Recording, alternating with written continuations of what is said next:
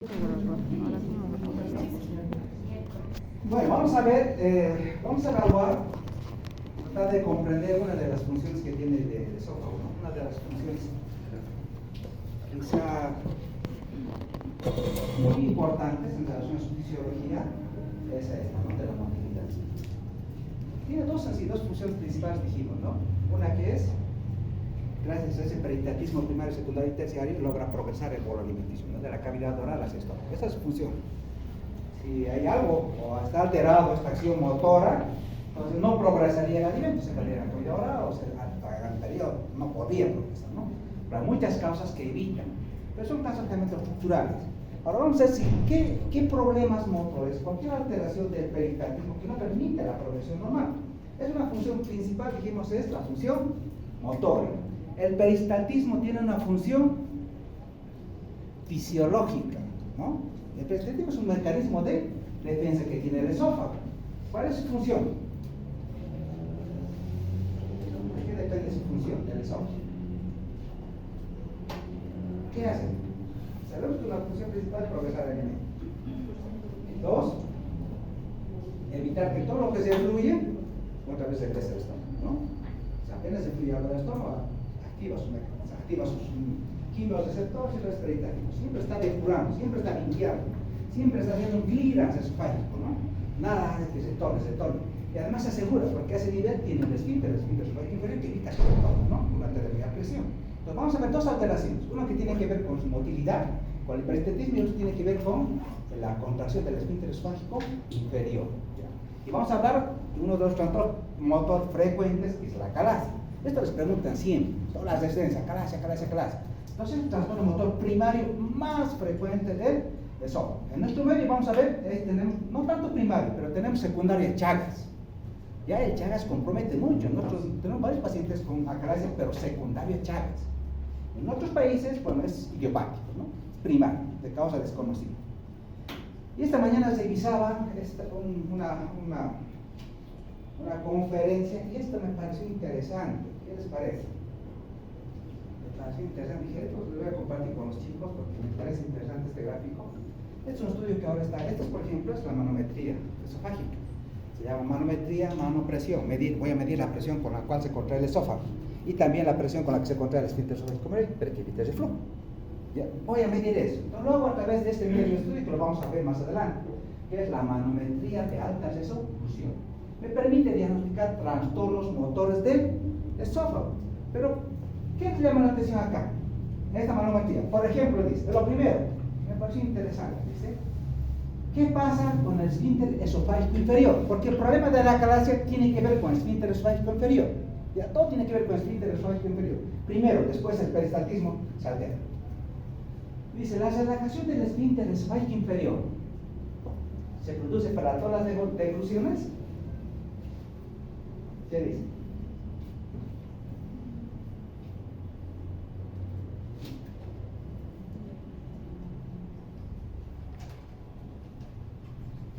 Apenas nosotros empezamos a deglutir un alimento, ¿no ven? Vamos a ver, la presión del esfínter esofágico inferior. En esta imagen, este es el esfínter esofágico inferior, este es el esfínter esofágico superior, este es el cuerpo del esófago.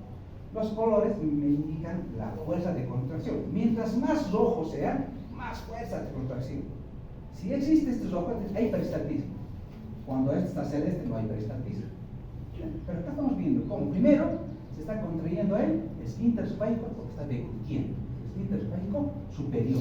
¿Ya? A medida que se contrae, ¿qué pasa con el esfínter esofágico inferior? Empieza a relajarse. Apenas deglutimos, no es que digamos, llega el alimento, recién se relaja. Eso quiero que entiendan. No es así. Sino hay una articulación que se tiene por especie de tiempo. Apenas se ingresa el alimento y el esfínter empieza a relajarse. Pasa, se sigue. Eso quiero que entiendan de este gráfico. Porque si no, si solo fuera cuando llegara, por ejemplo, el esfínter está todo el tiempo cerrado, no tiene sentido, ¿no? Para llegar otra vez recién, abrirse, no. Sino que apenas deglutimos, el esfínter esofágico inferior empieza, ¿no? Disminuye su presión al inicio de la evolución y se mantiene hasta que llegue toda la onda peristáltica. ¿Ya? Y progresa el alimento y pasa al estómago. Entonces, la presión apenas deglutimos ya disminuye. Eso es importante. La primera observación de este gráfico, y lo ven, lo manifiestan así, dicen, mire doctor, dice, ¿no? Acá muestra. Apenas comienza la deglución, comienza la contracción del esfínter, se cierra, hay contracción, y cómo el esfínter se va abriendo. Todo ese espacio, este es pues cómo se va disminuyendo su presión. ¿Y cómo disminuye su presión? En colores. ¿Cuánto es la presión normal del esfínter esofágico inferior? ¿Cuánto vas alejando? 10 a 30, de 20. Exactamente, 10 a 30. Vamos a ver que esta presión de celeste está entre 10 y 15 metros. Vamos a ver en colores. Porque mire, si fuera 60, 180 sería esta presión. Pues mire, cambia de color. De un color verde, de mayor contracción, o sea, de mayor presión de contracción, o sea, de cierre, todo un poquito más celeste, se disminuye su presión. Eso significa que apenas deglutimos, empieza a relajarse el esfínter esofágico inferior para que el alimento vaya progresando. Progrese. ¿Ya? Este gráfico nos sugiere eso. ¿Cómo este estudio puede entender un poquito la fisiología de la deglución? ¿Ya? Ojo, comienza y la presión va empezando así hasta que toda la onda peristáltica llega al esfínter y el alimento pasa a esto, ¿no? Eso es la primera observación. La otra, ¿qué pasa cuando el estómago está distendido? ¿Qué pasa cuando yo, digamos, me he alimentado y logro, he hecho que mi estómago se extienda? O por alguna patología el estómago esté distendido porque no tengo un vaciamiento gástrico normal, ¿no? Hay algo que lo obstruya, y está a distensión. ¿Qué pasa con el esfínter esofágico inferior? Va a tratar de descomprimir ese estómago, ¿no? Porque si no se reventaría el estómago, ¿no? Pero va a descomprimirlo. Entonces, ¿qué hace? Relaja. Hay relajaciones transitorias del esfínter esofágico. Entonces el paciente empieza a tener eructos. O sea, es un mecanismo como que digamos fisiológico, ¿no? Pero también puede ser patológico, depende de la causa. Pero estas relajaciones transitorias del esfínter esofágico inferior les permite descomprimir el estómago. ¿Ya? Les permite descomprimir el estómago. Entonces es importante esto que quería para que un poquito veamos, porque vamos a hablar de esfínter, qué pasa con el esfínter, qué pasa con las relaciones transitorias y así qué pasa con la deglución. Entonces, cuando ya vemos la calasia, vamos a hablar de trastornos motores del esófago, decimos que esto es una enfermedad progresiva. Eso significa que no es súbito, no es de un día a otro, no es de un momento a otro, eso va a llevar tiempo, sus semanas, sus meses, sus años, es una enfermedad progresiva. Pero ¿por qué se caracteriza este trastorno motor? ¿Qué características tiene? Dos. ¿Ya? La primera característica, ¿qué dice? Deficiente relajación del esfínter esofágico inferior. ¿Eso qué significa? Que el esfínter se va relajando, se va relajando no de una manera muy competente, o como dicen, una relajación inadecuada del esfínter esofágico inferior, no adecuada, ¿ya? No adecuada, inadecuada del esfínter esofágico inferior. Es lo primero. Y después de esta relajación deficiente de este esfínter, otra característica es se pierde la peristalsis del esófago. Este esófago, primero, como no se puede relajar de una relajación deficiente, ¿cómo está este? Está cerrado. Ya está cerrado, este esfínter está cerrado, ¿no? Entonces, el esfínter esofágico inferior, ¿cómo está? No se cerrado, falta de relajación. Y la segunda característica, pérdida de la motilidad del esófago en esa parte distal. Entonces, pierde la peristalsis. Por lo tanto, ¿qué va a pasar? Sí, estamos fregados, ¿no? Pero esto es progresivo, ¿ya? No es súbito, ¿no? Esto vamos a pensar en estados avanzados, pero en estados tempranos puede ser normal, ¿no? Pero puede ser normal. Esto es un estado cuando está cerrado, no se abre el esfínter y el estómago está dilatado, de tal manera que este es un esófago sigmoideo, ¿no? ¿O qué crees? Eso vamos a ver enseguida. Entonces, la calasia o este trastorno, trastornos motores del esófago se dividen en dos, ¿ya? Desde el punto de vista etiológico, de acuerdo a la causa, se dice que el trastorno es primario, de etiología desconocida, idiopático, cuando no se logra identificar la causa, ¿ya? Y el representante de este tipo de trastorno primario es la calasia. ¿Sí? Es que la calasia es un trastorno motor primario del esófago. Es un trastorno motor de etiología desconocida, no filial, ¿ya? No determinada. Ese es un poco de conceptos que es más de acalasia, ¿no? Y acá decía, por ejemplo, esta mañana lo que me pareció interesante, esta palabra, ¿ya? Acalasia, sin, calasia, relajación, sería sin relajación. Pero el colega lo cuestiona, dice, pero doctor, sin relajación, si no se deja relajar este esfínter, ¿qué pasará con ese paciente? Nada pasará. Ni la saliva, ni los líquidos, ni los alimentos, este paciente no sobreviviría, ¿no? Entonces, no parece ser un término adecuado decir sin relajación. Más bien le cambiaremos, dice, ¿no? El término que me parece correcto, dice, falta de una relajación adecuada. Ahora sí tienes razón, porque el problema es que no se relaja, pero no de manera adecuada. Falta de una relajación adecuada. En vez de decir sin relajación, porque sin relajación el paciente no vive. Entonces, este me parece el concepto adecuado, ¿ya? Falta de relajación adecuada del esfínter de su parte inferior, ¿ya? Pero esta falta de relajación adecuada es progresivo, es poco a poco, ¿ya? No es de un momento a otro. Es como el caso del Chagas, porque el trastorno motor secundario en nuestro medio es Chagas. ¿Ya? Acá es Chagas, es lo primero, ¿no? Y ustedes dirán, pero doctor, claro, si ustedes han visto, ¿a partir de qué edad empieza a haber compromiso, digamos, digestivo por el Chagas? ¿A partir de cuántos años? La pregunta es, ¿todos los pacientes que tienen enfermedad de Chagas tienen compromiso digestivo, tienen compromiso cardíaco? ¿Qué dice? Doctorita, ¿qué dice? Todos los pacientes, digamos, de una comunidad, doctora, digamos, y Chagas en todos, antes había Chagas, ¿no? Toda la familia está con Chagas, ¿no? Y resulta que la pregunta es, ¿todos los pacientes de esa comunidad tienen Chagas? ¿Ya? Pero ¿todos tienen complicaciones relacionadas con la enfermedad? No. En una misma familia, ¿todos tienen Chagas? ¿Todos tienen complicaciones con esta enfermedad? No.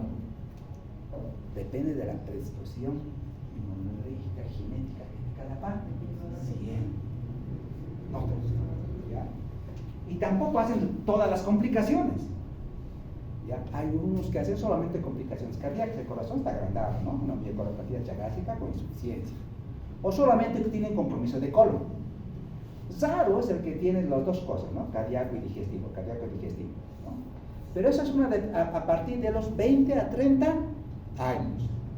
Si a los 30 años este paciente con Chagas viene a la consulta y le dicen, doctor, radiografía normal, le he hecho un estudio contrastado de esófago y colon normal, es probable que ya no les haga complicaciones el resto de su vida.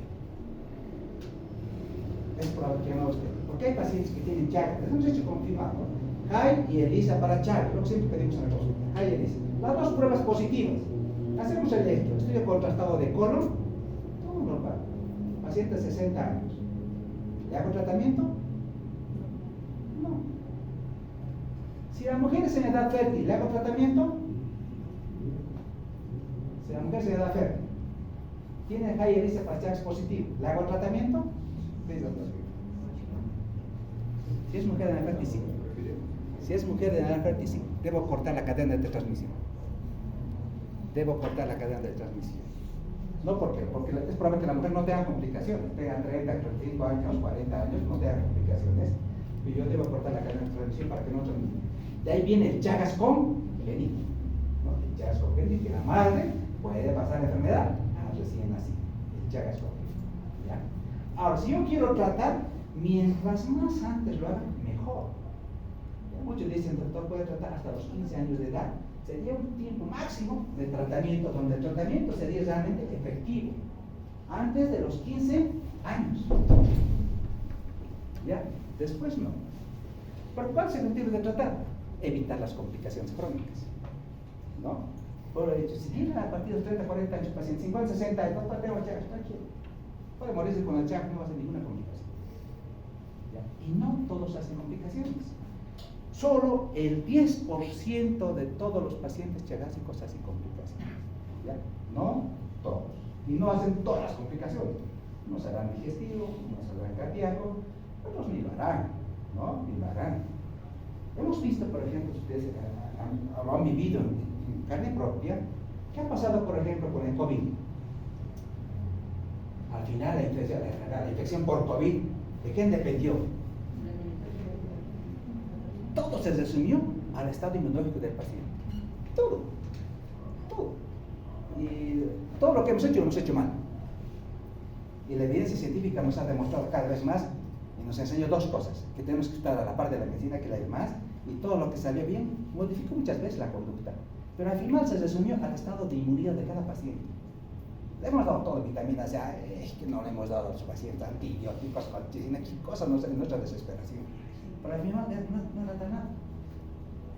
¿Sabes cuál es el secreto? Alimentarlo y ayudar a la parte psicológica. ¿Sabes quién se ha muerto más en el COVID? ¿En el hospital o en las casas? En los hospitales. Ustedes se han preguntado por qué se han muerto en los hospitales.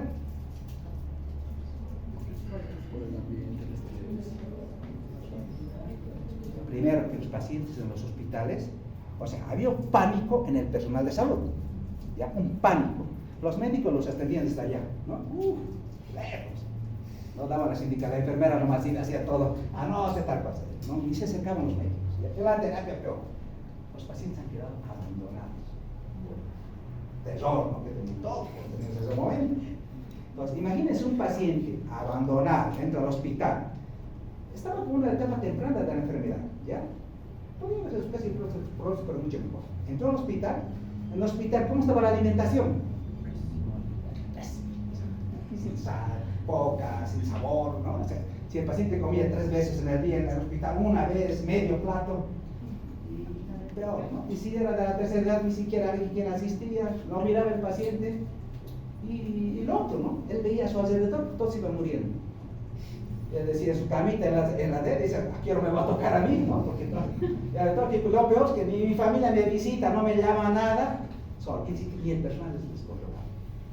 Entonces han sido abandonados, ya su inmunidad, aparte del estrés psicológica, emocional, porque también depende de la inmunidad de la parte psicológica, emocional, y la parte nutricional, todo ha bajado. ¿Y qué ha hecho en el COVID? Buenísimo, ¿no? Con un cuerpo inmunológicamente deprimido, ha hecho estragos. No debía irse, digamos, no debía irse tubado nada. Muchos colegas y compañeros les han dicho a los papás, doctorcito, me dice, por favor, una camita de terapia, porque es tu papá ya trae, ¿no? Y él confiado que su papá se va a salvar a él, ¿no? Muerto, de colegas, su papá, ¿no? Por muchas cosas. Y pues, ¿no? La naturaleza de las personas que vieron esto, y algunos decían, por ejemplo, en otros lugares, no voy a terapia, ¿no? Todos llegaban al hospital y se morían. Y los pacientes no querían ir al hospital porque sabían que se iban a morir. No querían, no me va a hacer, ¿no? Y en las casas, ¿qué hacíamos? En las casas, hasta por debajo de la puerta, comida, ¿no? Comida, ¿no? ¿Qué pasaba? Cuando se desencadenaba una respuesta inflamatoria secundaria a la infección, claro, había liberado de mediados inflamatorios, todas se activaban una respuesta inflamatoria secundaria a en este caso que desencadenó el COVID. Respuesta inflamatoria, ¿y de qué dependía la respuesta? De la inmunidad del paciente. Ahí era trabajar en la parte psicológica, emocional, nutricional, en la casa. Nada más. Y la enfermedad bajaba un poquito, desaturaba 85, 75, hasta 50 desaturaban llegado. Y el cuerpo ha logrado sobrellevar, especialmente los pacientes que son delgaditos, ¿no? Ha empezado a recuperarse. No necesito más. Obviamente aquí se ha complicado mucho los gorditos, ¿por qué? Por su mala mecánica ventilatoria. Les decíamos, por ejemplo, una de las medidas que salvó los COVID era pronar de vasijas. Prónelo para que oxigene mejor, porque mejora eso de la perfusión alveolar y todo. Prónelo. Pero los bordías se podían pronarse, no se podía porque su pancita era tan grande que no podía hacer esa posición. Doctor, no aguanto, ¿no? Entonces en decúbito salvo. Pues aquí, chicos, entre nosotros, el estado inmunológico y su propia familia es diferente. Ustedes no son igual a sus hermanos, hermanas, no son iguales. Ya hemos visto que las familias, algunos gritan, algunos ir a la terapia. Entonces en los pacientes lo mismo. Aquí también además tiene que ver con estado inmunológico, inmunidad. ¿ya? Celular, humoral, pero también depende de la parte psicológica y la parte nutricional. Esas cosas hay que trabajarlas siempre, siempre. Los medicamentos no siempre son una indicación. Por ejemplo, ¿qué hago yo en la consulta a mis pacientes? Yo no les doy medicamentos, doy los necesarios. Yo solamente los necesarios. En la hospitalización también los necesarios. Entonces, mi trabajo es, por ejemplo, un paciente patópata que haya debutado con patopatía. Al principio está descompensado, se quiere una receta de medicamentos. Pero mi trabajo es hacer que al final tenga un solo medicamento nuevo. Entonces, empiezo a trabajar con la familia, con el paciente, tratando la causa. La parte nutricional es importante, ¿no? El paciente se va bien. Pero el paciente entiende la enfermedad, hay que hacerlo entender, la familia también. ¿Verdad? Antes decía, por ejemplo, que la cirrosis no se curaba. Ahora me entiendo, la cirrosis se cura. Pero depende de la causa, depende de qué debió defender y depende del paciente. Ya hay pacientes que han entrado así a nacer amarillos con asitis, todo, 45 años. Que le dijo al paciente, doctor, le dijo, no, 45 años albañil, me dice, doctor, todo amarillo, desnutrido todo, ¿no? ¿Quieres vivir o morirte? Doctor, ¿cuántos hijos tienes? 5. Quiero vivir. Bueno, trae a tu familia, vamos a charlar con la familia, con todos. Doctor, ¿qué vas a hacer? ¿Cuál es tu pago? Doctor, no voy a tomar, ¿no? Mentir, ¿no? Difícil es que no tome un paciente alcohólico, es difícil. Esa es la clave, el secreto está ahí primero, ¿no? Por la causa es el alcohol. Me dice, hija, doctor, nos estamos convirtiendo a evangélicos, dice, ¿no? Se han convertido a evangélicos. Ah, perfecto, si esa es una opción, está bien, es una opción. Oye, mira, he empezado a bajar la cantidad de medicamentos, las dosis de medicamentos, lo he ido compensando. He trabajado la parte nutricional, ese paciente ahorita está sin medicamentos trabajando. O sea, no todo es medicamento. No piensen que los medicamentos, porque no hay bolsillo que aguante. ¿No es? Difícil. No. Entonces nuestro trabajo es para ya compensar, tratar. Entonces, en el Chagas, chicos, es lo mismo. ¿Ya? En el Chagas es lo mismo. Inmunidad. Toda la inmunidad ha avanzado ahora, ¿no? Bueno, entonces, aparte del Chagas, se depende mucho, vamos a ver, del estado inmunológico también. Hay otras enfermedades como las de la diabetes, pueden comprometer nuestro famoso plexo mientérico de Auer-Bach. De eso depende de la motilidad del plexo mientérico. Si eso falla o está dañado, no hay motilidad, ¿no? Eso es para lo que pasa. ¿Qué pasa para que una infección, como en el caso del Chagas, dañe en el plexo?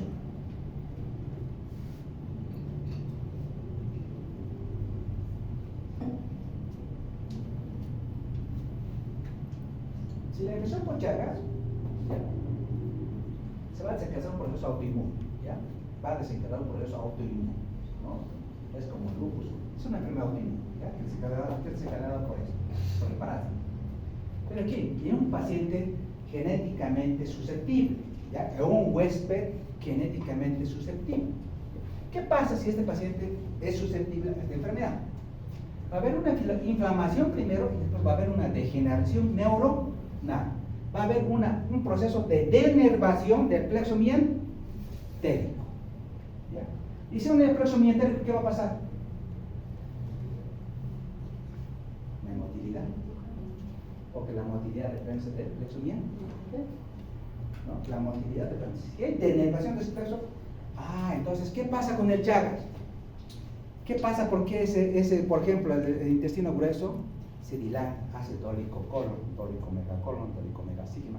¿Qué pasa con ese plexo? Como hay degeneración de ese plexo mientérico, ¿qué pasa con la motilidad? ¿No? Hasta que al final pierde, ¿no? Como es un proceso inflamatorio, poco a poco, al principio sí, todavía.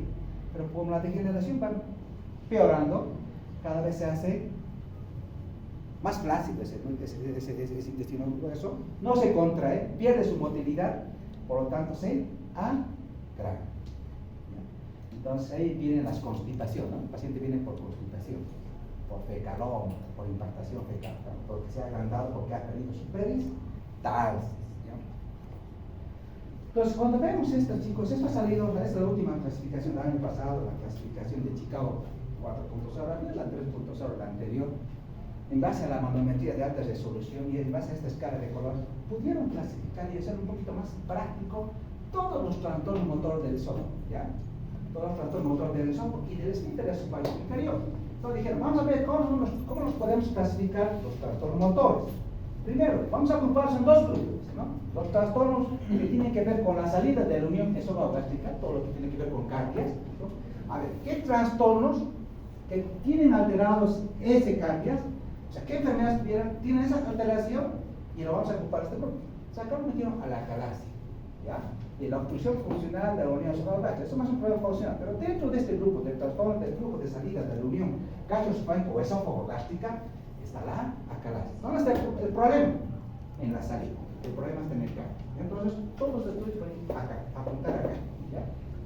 Dos, ¿cómo nos clasificamos a los otros trastornos motores? Ahí vamos a ver los trastornos que tienen que ver con la peristasis, con el peristaltismo esofágico. Dos, podemos tener pacientes que tengan ausencia de su peristaltismo, se llama peristalsis o ausencia de la peristalsis. Que no tenga peristaltismo, por tanto, que no produce alimento, ¿ya? Dos, podemos tener este grupo, el espasmo esofágico distal. Este, por ejemplo, es una pregunta siempre de examen, que les preguntan, ¿no? ¿Cuál es el trastorno motor por ejemplo, que simula un cuadro coronario, un síndrome coronario? El espasmo esofágico distal. Está en este grupo, es un trastorno de la peristalsis, no de la unión, del peristaltismo. Y otro que tenga un esófago que se contrae con mucha fuerza, un esófago hipercontracto. Y otros que tengan una motilidad esofágica inefectiva, ¿ya? O sea, gracias a este método diagnóstico, lo que hemos podido es clasificar, agruparlos en dos grupos. Antes era mucho más complicado. De tres grupos se clasifica. Ahora se los clasifica solamente en dos. Los que tienen alteraciones en la salida, con el caries, y los que tienen alteraciones de su peristaltismo, ¿ya? Entonces, solo se ha agrupado en dos grupos de enfermedades. Y cuando nosotros vemos la fisiopatología, esto es lo que está pasando. Como es una enfermedad progresiva, no todo pasa de un día a otro, de un mes a otro, sino meses, años, ¿no? Entonces, ¿dónde está el problema? En la inhibición inhibitoria. En la degeneración neuronal tiene que ver con la inervación inhibitoria. Miren, esto es un esfínter esofágico normal, ¿ya? Ahí que tenemos las neuronas mientéricas, unas que son excitatorias, unas que son inhibitorias, ¿ya? Las excitatorias que hacen contracción y las inhibitorias que hacen relajación. El problema está en las inhibitorias. Pero ¿qué pasa acá? Cuando la enfermedad va empeorando, hay pérdida de las neuronas inhibitorias, ¿ya? Tenemos más acetilcolina, pero no tenemos óxido nítrico, ¿ya? Y al final, ambas neuronas desaparecen, ¿ya? Oh, y aquí está otro gráfico que tal vez va a ir un poquito mejor. Tenemos el plexo mientérico, ¿ya? Hay disminución de neuronas en este plexo mientérico de Auerbach. ¿Cuáles son las neuronas que se pierden? ¿Y qué neurotransmisores producen? Las neuronas inhibitorias. ¿Que producen qué? Óxido nítrico y polipéptido intestinal vasoactivo. Ese es el PIB, ¿ya? El polipéptido intestinal vasoactivo y el óxido nítrico. ¿Qué hacen estas neuronas inhibitorias? Relajación, ¿ya? ¿Y qué hacen las neuronas excitatorias? Ahí tenemos la acetilcolina y la sustancia P. Estos hacen constricción. Entonces, si prima las excitadoras que va a haber, poco a poco el esófago se hace cada vez más, se va cerrando su luz, ¿no? Va perdiendo esa, digamos, esa relajación, se hace cada vez más, está más contraído, más cerrado. Pues que poco a poco se va disminuyendo más el volumen del esófago. Se contrae, pero no se relaja, porque hay pérdida de sus neuronas inhibitorias. Pero como este es un estado evolutivo, va avanzando de leve, moderado a severo, ¿no? Al principio, ojo, puede ser normal. Al principio puede ser normal. Ojo, no hay dilatación. ¿Cuál es el diámetro normal del esófago? 3 centímetros. Perfecto. Y cuando empieza a dilatar, en 4 o 6 centímetros, más de 6 centímetros. Yo parece un poco el círculo anatómico, ¿no? Desde 3 centímetros, acá no hay dilatación. Hay contracciones, pero no hay una secuencia peristálica. Puede estar en este estadio, sin ninguna alteración, radiológicamente, puede no haber, el esofograma puede ser normal, pero acá sería alguna alteración, ¿no? Hay ligera distancia acá, por una obstrucción a la salida del normal, el contraste en ese tipo de dobles de esófago, hay retención. Hay un vaciamiento esofágico alterado, porque no todo está pasando acá, aquí no sé. Aquí ya se puede ver que hay alteración. Un vaciamiento esofágico ineficaz, o sea, no se vacía todo el contrario. Eso te sugiere, hay algo acá, hay algo que no permite un vaciamiento esofágico normal. Pero como eso va empeorando con el tiempo, ese cierre del esfínter esofágico va empeorando, ¿qué va pasando? Cada vez más contraste se va quedando en este esófago y el esófago se va dilatando más. Por lo tanto, el esófago tiene un diámetro de 4 a 6 centímetros, porque pierde además su capacidad de contracción, porque además se cierra, ¿no? ¿Qué pasa en la parte más avanzada? O sea, cuando la enfermedad está más avanzada, la dilatación es mayor. Más de 16 centímetros, no se contrae, pierde, ¿no? Y adquiere ese efecto de megaesófago. También se llama esófago sigmoide. Esa es la historia natural de la enfermedad. Así va evolucionando, cuidado. ¿Y qué síntomas va a tener nuestro paciente? ¿Cómo yo podría diagnosticarlo a carácter? ¿Qué me sugiere? O sea, ¿qué síntomas podría yo encontrar? El primer síntoma es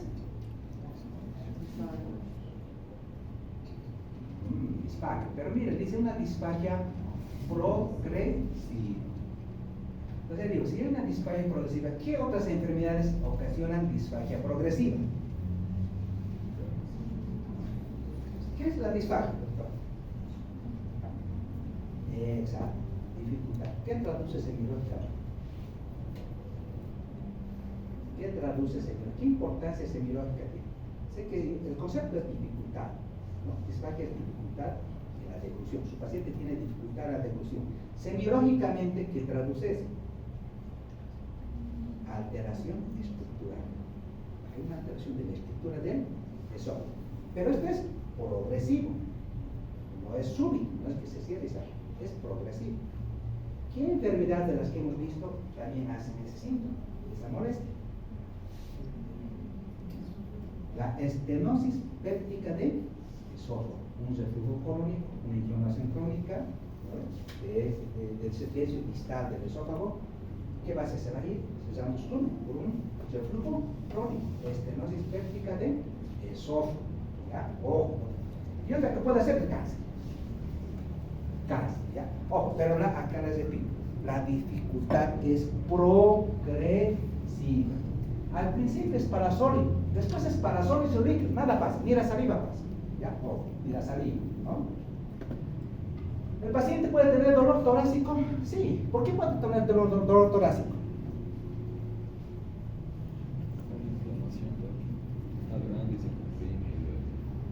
Puede tener porque tú me dices, puede ser de acuerdo al tipo de evolución. Digamos, un megaesófago obviamente va a haber complejo de estructura del intestino porque hay dolor. Pero el dolor también podría deberse aquí. En un estadio avanzado podría ser lo que dice el doctor. En un estadio temprano podría ser aquí. No se olvide, como hay una obstrucción al vaciamiento esofágico normal, el esófago, ¿qué va a hacer el peristaltismo? Siempre quiere progresar, siempre quiere, va a pensar que es un obstáculo y va a hacer peristaltismo. Entonces el paciente puede tener dolores torácicos por el peristaltismo, es como un cólico, ¿no? Los cólicos hacen eso, se mueven, dolor abdominal del tipo cólico. El peristaltismo, ¿qué es? Un cólico, es un aumento del peristaltismo, hay aumento de la motilidad. En un estadio temprano, él va a querer vencer un obstáculo, va a haber dolor torácico por peristaltismo. En un estadio avanzado, por compresión del mediastino, porque ya tengo un mega esófago. ¿Por qué va a tener pérdida de peso? Pero acá, depende al tiempo de evolución, doctor. ¿No ve? Claro, dice, sí, pero depende al tiempo. Cuidado, no se aclarece porque no tiene pérdida de peso. Y si es un estadio temprano, si está comiendo de su enfermedad, puede ser como nosotros normal. ¿No? Oh, claro, mientras más tiempo de la enfermedad, sí, vamos a tener pérdida de peso. Primero, porque ningún alimento pasa, ¿no? Porque cuando ya está avanzado esto no pasa, y por lo tanto no llega nada. Esto no se absorbe nada del paciente con eso. Por otro lado, el paciente no quiere alimentarse y tiene esto, ¿no? Citofobia. Miedo a comer. ¿Qué significa eso? ¿Para qué voy a comer si me hace daño? Prefiero no comer porque lo que no como se queda aquí, no pasa. Y lo peor, regurgita. ¿No? Pues está, no, ¿para qué todo regurgita, ¿no? Entonces ahí tenemos la regurgitación. ¿Ácido o no ácido? Exacto, no es ácido. Porque no es ningún. No hay nada de, no es contenido gástrico lo que se regurgita, ¿no? Es contenido esofágico. Por lo tanto, la regurgitación es no asma. Entonces tienes esa explicación. ¿Y qué complicaciones puede tener? Vamos a ver más adelante, respiratorias, ¿no? O estos síntomas me pueden indicar todo, ¿no? Me pueden indicar muchas cosas, puede tener cáncer, como dice, toda esta nospéptica de eso, pues hay muchas cosas estructurales, ¿ya? Porque tengo un síntoma de alarma. La disfagia siempre es un síntoma de alarma, hay que tenerle miedo a la disfagia. Por eso ustedes tienen que saber la importancia. No sé, ¿tiene disfagia? ¿Qué es disfagia? ¿Qué importancia clínica tiene? ¿Será lo mismo que odinofagia? No. Odinofagia es simplemente inflamación, nada que ver. Puede ser estrofagitis, candidiasis, algo. Pero, disfagia es como dificultad. Señora, puede progresar. Logra hacer pasar sus alimentos. Las viejitas que le dicen, al principio comía, toda hora no puedo comer. Sopita nomás estoy comiendo. Cuando le diga sopita nomás estoy comiendo, es estenosis, ya, cuidado, péptica o acalés. O en otro medio, ya, ¿no? Pero si tengo estos síntomas, y otro dice acá, ¿no? Una guía que revise dice esto. Si tiene estos síntomas, doctor, y en la endoscopía no hay nada que justifique síntomas de alarma, siempre piensa en acalés. Si tiene una endoscopia normal, que no justifique esos síntomas, siempre piensa en acalés. O, ¿no? Un paciente con endoscopia normal, yo digo, no, es un trastorno mental. Piensa en acalés. Entonces el paciente puede tener soforitis cardíaca, sí. Como es un paciente que no perdió peso, ha desnutrido, está inmunodeprimido, no va a tener candidiasis, ¿no? Porque está inmunodeprimido. Puede tener soforitis por cándida, hace aspiraciones broncopulmonares, neumonías a repetición, ojo, puede ser neumonías, pero a la larga puede desencadenar casi, no, ya, no es ahorita, pero dice, hay un cáncer que está asociado a acalasis, será de la mamá. Pero acá hay una recomendación que nos coloca, ¿ya? Dice, primer paso que tiene que hacer usted, doctor o doctora, descarte enfermedad orgánica. Lo primero, ¿saben? Entonces, ¿no? Lo primero, que no sea cáncer, que no sea, por ejemplo, una sonoflequitis eosinofílica, con de Chasky, que no sea descarte causa orgánica. Después, fíjense que es un problema funcional. Pero primero descarte causa orgánica. Entonces, ¿cómo hacemos el diagnóstico? Obviamente aquí paso a paso. Y estos 3 métodos de diagnóstico, esto se colocado. El mejor método de diagnóstico para hacer diagnóstico del trastorno motor del esófago es la manometría de alta riesgo. Esa es la que va a confirmar o va a descartar un trastorno motor del esófago o acalasis. Pues ese es el gol estándar. Pero vamos a ir paso por paso. ¿Podemos hacer un esófago validado? Sí. Pero lo primero que hacemos en nuestro medio es la radiografía. Después hago el esofagograma, después hago la endoscopia. Después voy a confirmar con todas las alteraciones. Si hay alta sospecha clínica, le haré manometría, ¿no? Para ver cómo está el peristaltismo y si tiene alteraciones en su relajación. Pero lo primero que le voy a hacer es la radiografía. Es la radiografía de su paciente. ¿Qué le llama la atención?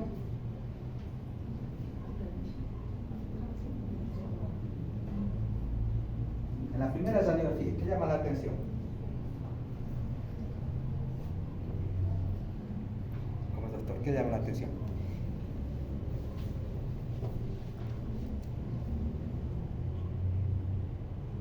Y de las que vimos, por ejemplo, ¿no? La importancia de la radiografía de tórax y abdomen en gastroenterología.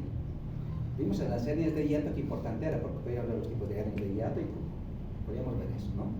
Y otra de las causas que justifican es también esto. ¿Ya? Si ustedes ven esta placa de tórax, hasta acá es el estómago. El estómago, digo, es el corazón. Corazón, chicos, ¿no? Pero si ustedes sacan el índice cardiotorácico, parecía agrandado, ¿no? Parecía que tuviera cardiomegalia. Ya, le saco el índice cardiotorácico, wow, parece algún grado de cardiomegalia. Hasta acá.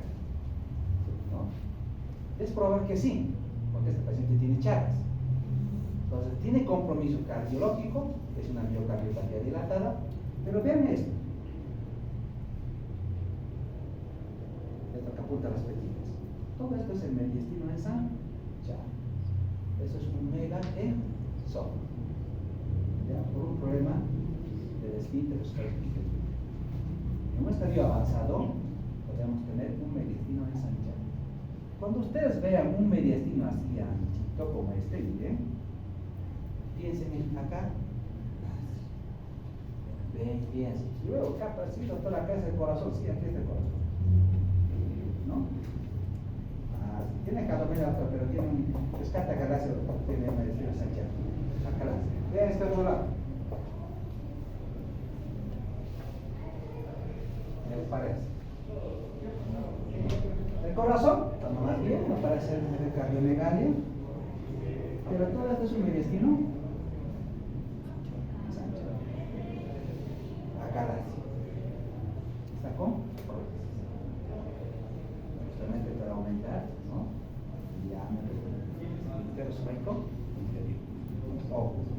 Acá la hace.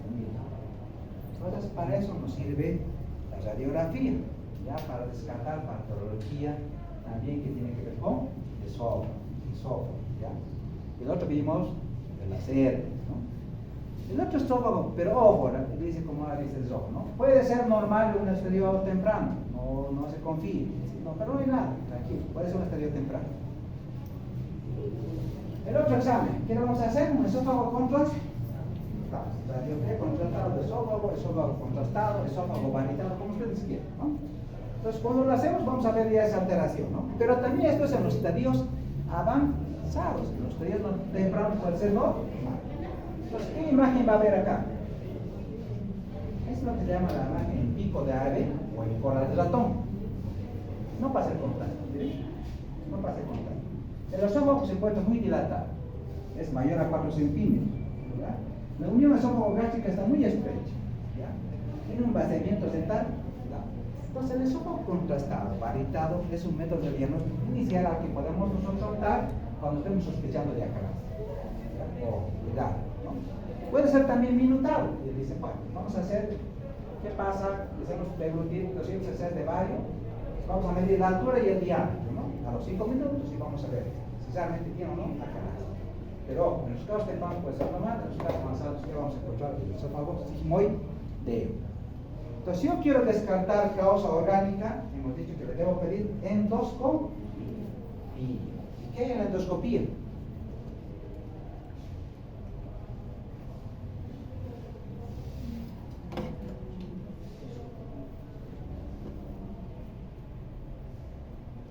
Con el endoscopio, o con el procedimiento, con la endoscopía, porque la endoscopia es el equipo, no confunden, el endoscopio es el equipo. El procedimiento se llama endoscopía.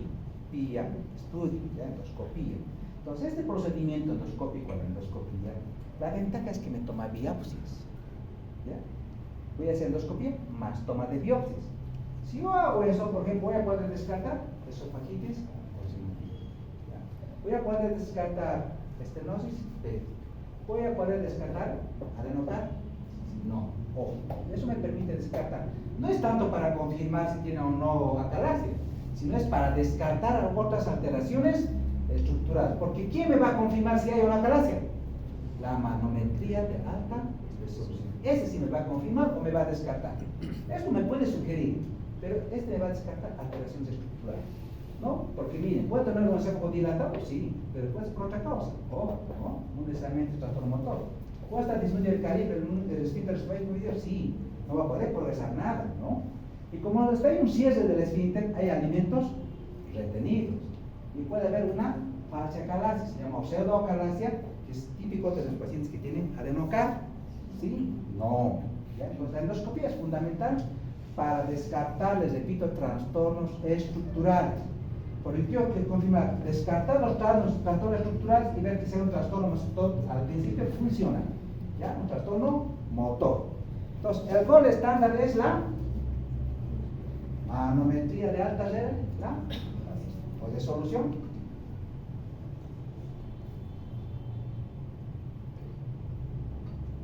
¿Qué me va a hacer la manometría? Voy del concepto.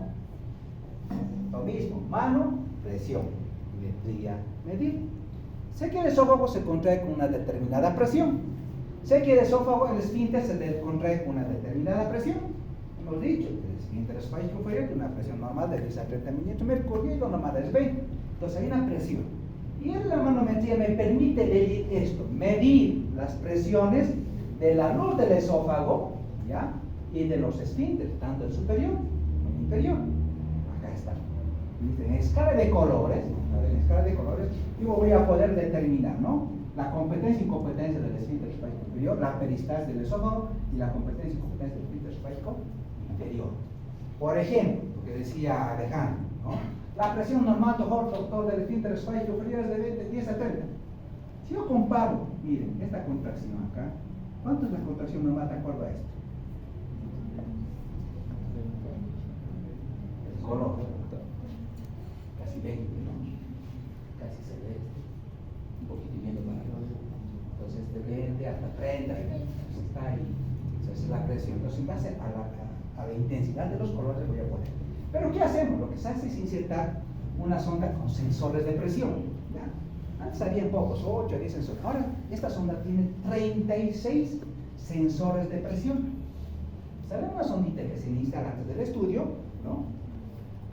Y estos sensores de presión que van a permitir, medir, nos va a dar un mapeo de todas las presiones de todo el esófago, desde el esfínter esofágico superior hasta el esfínter esofágico inferior. Voy a poder registrar imágenes, ¿ya? Pero en escala de colores voy a poder medir la presión, como en este caso. Entonces, para eso disponemos de una torre. Es como en el endoscopio. Ustedes saben por qué estamos en práctica. Tenemos una torre en endoscopía, donde hacemos, y tenemos el endoscopio. La torre y el endoscopio. El endoscopio de equipo y la torre en endoscopio. Esta es la torre de manometría, pero esta torre tiene un software incorporado. ¿Ya?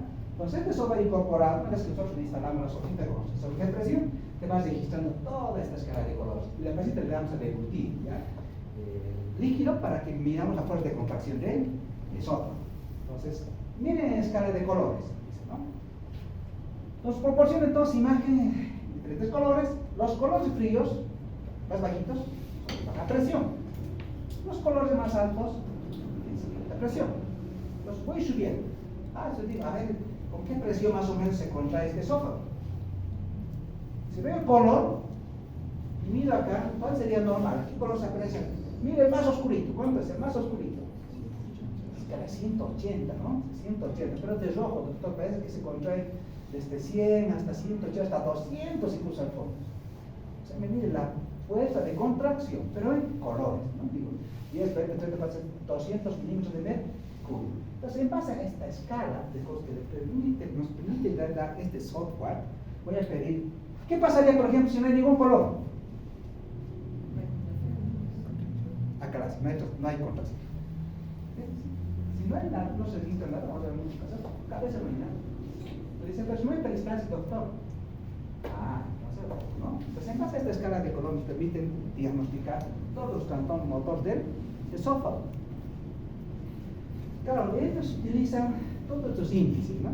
Bueno, no es que yo quiera que sepan esto, chicos, no les voy a preguntar esto en el examen, no se preocupen, ya esto no va a entrar en el examen, solo quiero que tengan una idea de qué consiste este estudio, este método de diagnóstico, para qué sirve, cómo hacen el diagnóstico, cómo lo clasifican. Quiero que sepan la importancia de la manometría de alta resolución. Obviamente este estudio de interpretación lo hacen los especialistas en motilidad, ¿ya? Ellos evalúan muchos, ven otras maniobras, en qué momento darle deducción más, pero utilizan estos índices, ¿no? Si hay compromiso no del esfínter esofágico inferior, utilizan este índice que se llama IDP, que explica la integral de relajación de las presiones. Es decir, dicen, si el IDP o dicen el PRI o el IDP es mayor a 15, hay resistencia al bolo y el problema puede ser, el problema es del esfínter, ¿ya? Si es menor a 15 es normal, ¿no? Aquí, por ejemplo, dice esta ilícita, es integral de contracción distal, es decir, la fuerza con la que se contrae todo el cuerpo del esófago. Normalmente tiene que ser entre 450 a 8000 milímetros, inclusive por el tiempo y la distancia, en segundos y en centímetros. Ya, pero eso lo van a utilizar, ¿no? Y la latencia distal. Entonces les hacen, el protocolo consiste en medir las presiones basales, ¿no? Durante 30 segundos, para evaluar la peristalsis, les damos a deglutir 10 porcioncitas de líquido y vamos a evaluar el vigor y la fuerza de contracción. ¿ya? Y el vigor y la fuerza de contracción.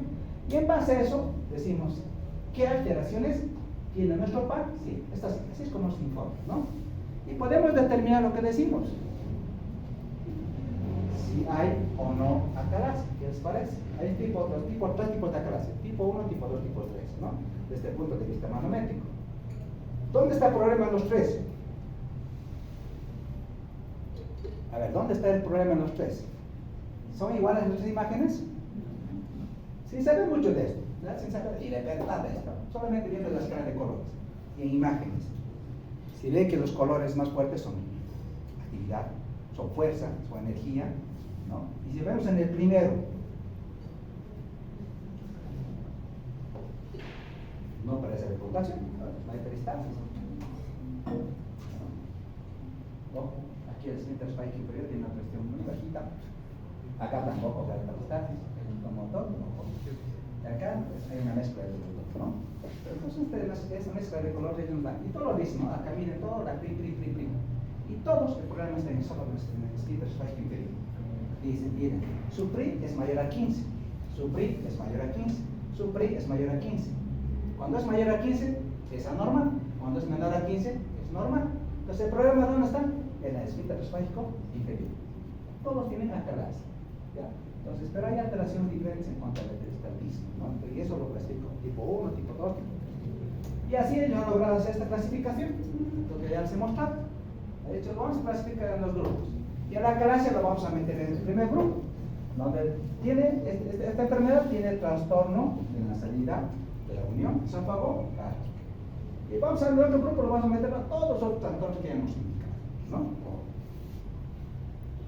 Entonces, las indicaciones, son las indicaciones que debería hacer, pacientes que tienen disfagia progresiva, dolor torácico, síntomas de reflujo, acalasia.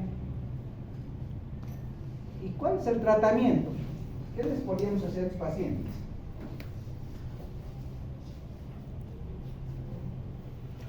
Si este esfínter está totalmente cerrado, entonces la primera línea de tratamiento tendría que ser la miotomía.